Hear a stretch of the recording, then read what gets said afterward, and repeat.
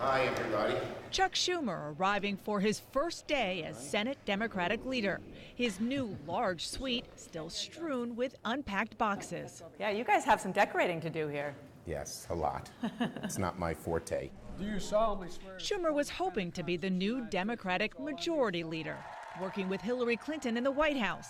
Instead, he's leading the Trump opposition. He proudly described a recent conversation with Trump. I said, Mr. President-elect, you went after both the Democratic and Republican establishments when you ran. You were an anti-establishment change candidate.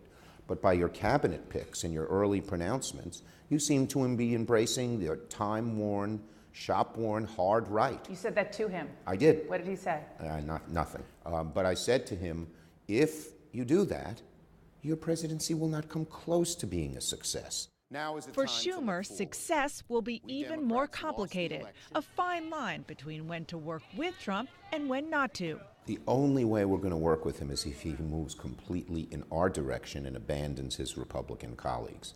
95% of the time we'll be holding his feet to the fire and holding him accountable. But we're Democrats. We're not going to just oppose things to oppose them. Schumer climbed the Democratic ranks as a fierce partisan and prolific fundraiser, but in recent years worked to become a successful legislator. This bipartisan blueprint is a major breakthrough. Playing a key role crafting Senate immigration reform, though it stalled in the House. I've known you for a long time. You love a deal, not unlike the president-elect. I find that hard to believe that you don't want to make deals Here's the with him. problem. The Republicans in the Senate and the House have been run by a hard right group, an almost Tea Party group, and they are so far away. But now they've got a deal maker in the White House, just like you. We're going to look at the specifics of what is proposed. Of course I'd like to make a deal. That makes progressives in Schumer's own party nervous. Democracy for America leading progressive group said Democratic leaders from Chuck Schumer down need to stop playing footsie with Trump and pretending we can find We're common playing ground. no footsie. My views are exactly the same as Elizabeth Warren and Bernie Sanders. Since when? Both of them have said the same exact thing. If we can work with him and be true to our principles, we're not going to reject it. But overall, we're sticking to our principles. The two New Yorkers have a history. Schumer says he doesn't know Donald Trump well, but he was one of the senator's early political donors.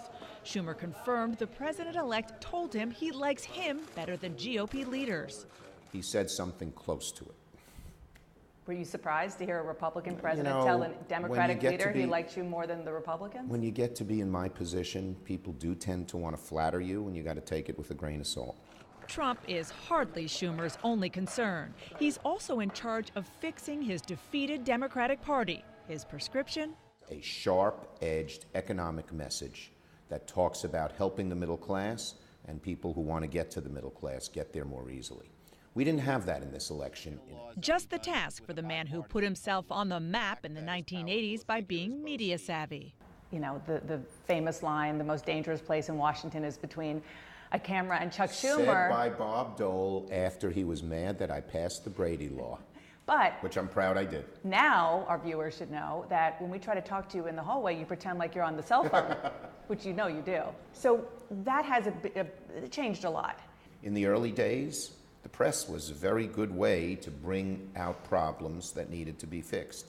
Now I have other levers of power, so I'm hardly inaccessible. I'm sitting here with you, and you can say a lot of bad things about Chuck Schumer. Inaccessibility is never going to be one of them. Same goes for authenticity. There's a balcony. There's I never a big went out balcony.